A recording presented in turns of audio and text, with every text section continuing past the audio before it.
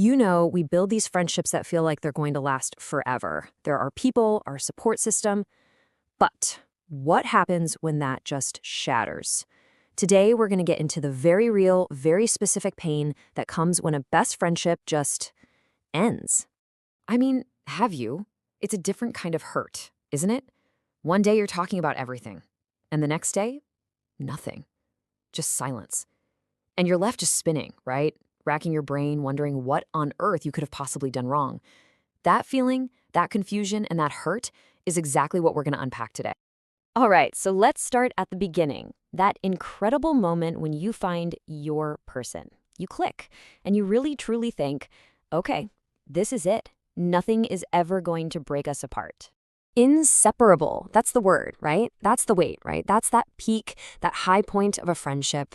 It's that solid foundation that honestly makes everything that comes next so much more painful. But, even the tightest bonds can start to fray. And it's not always some big dramatic blow-up. Sometimes it's a slow fade. And other times, it's a sudden, really cruel cut. So let's talk about the slow drift first. This is probably the most common way friendships end. And honestly, it's not always someone's fault. People just change. Our interests change, life pulls us in different directions, and then one day you kind of look up and realize, wow, we haven't really talked in months. And this story just nails that feeling.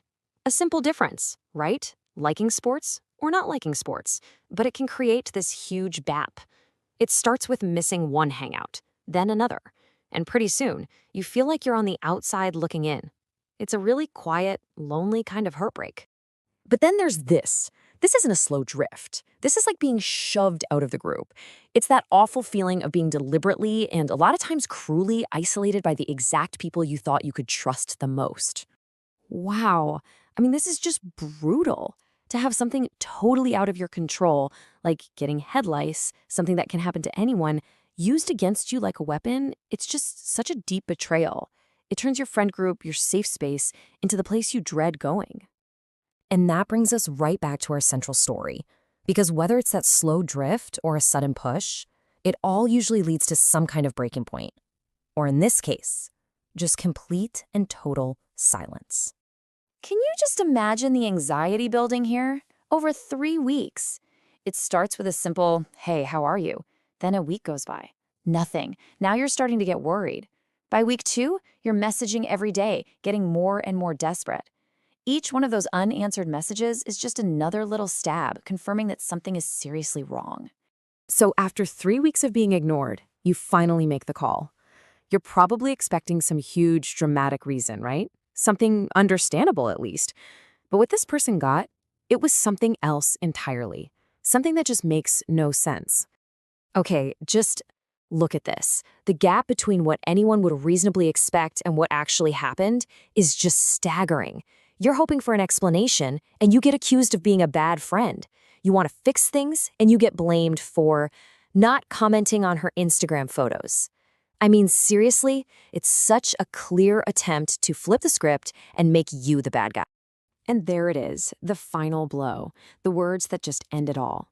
And notice how it's phrased. The friendship isn't just over, it's framed as your fault. The door is slammed in your face, and you're told you have to go learn how to be better. How do you even begin to process that?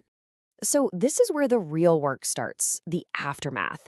A friendship breakup can be just as devastating as a romantic one, sometimes even more so.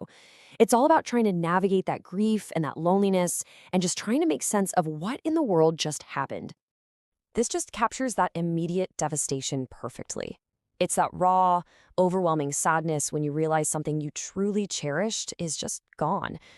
There's really no way to soften that kind of pain. But here's the thing. That sharp, intense pain, it doesn't last forever. Slowly but surely, it starts to change. Once you're out of the storm, you can finally start to see the whole situation for what it actually was. And that hurt starts to be replaced by a new, and honestly, a much healthier perspective. Sometimes we just don't have the words for what we're going through while it's happening.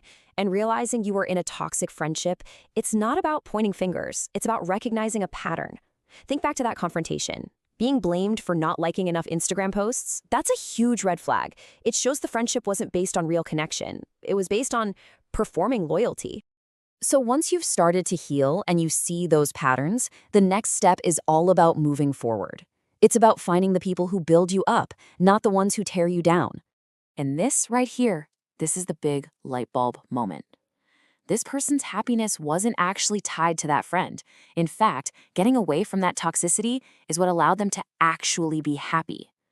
The big takeaway is that your self-worth is absolutely non-negotiable, and nobody deserves that. And here's another way forward. Remember the person who got left behind because they didn't like sports? Well, they found fulfillment in their own passion. Sometimes losing a friend group, as painful as it is, creates the space you need to figure out who you are and what really makes you light up. So when you boil it all down, here's what it comes to. Your value has nothing to do with someone else's opinion of you, and it is completely okay to outgrow friendships. They can have a natural lifespan. The goal is to find people who celebrate you for you, and pursuing what you love is one of the best ways to find them. If you hear one thing today, please let it be this.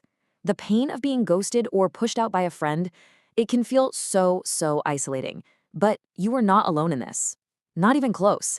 And you never ever deserve to be treated that way, because ultimately letting go of a toxic friendship isn't really a loss.